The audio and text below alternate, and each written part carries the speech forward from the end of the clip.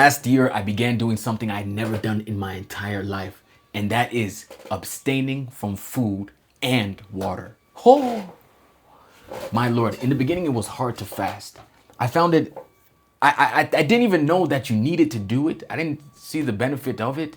But when I began to read the word of God for myself, and I see that prophets, that Jesus himself, that many people, God's people, children of Israel, they fasted. But why'd they fast?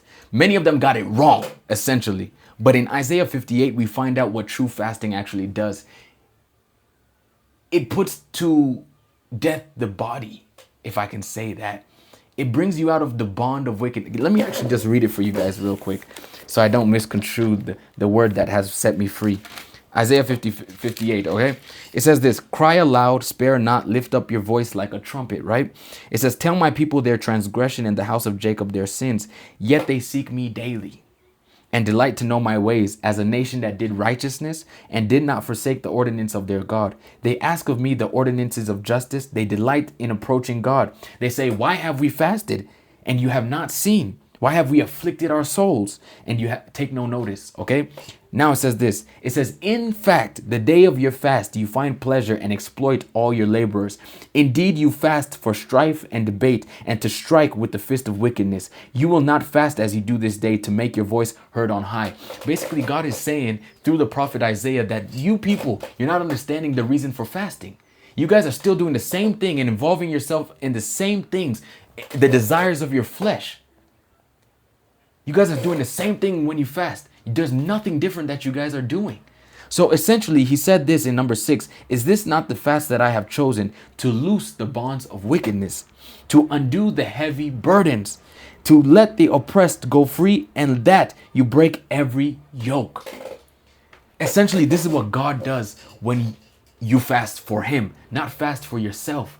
Because there's a difference. You can abstain from food, you can abstain from water, but you're just doing it for your body, you're just doing it for yourself. But essentially, if you do this fast and you do it for God and you sit down and you read the word of God, you find out more about who he is. You pray more. In that time of fasting, my friend, you learn more about God, but also you learn more about yourself. You're set free from things that you didn't even know you're bound to. Craziness, man. And so my fasting nowadays, I do it so often. For the past 2 weeks, I've been fasting.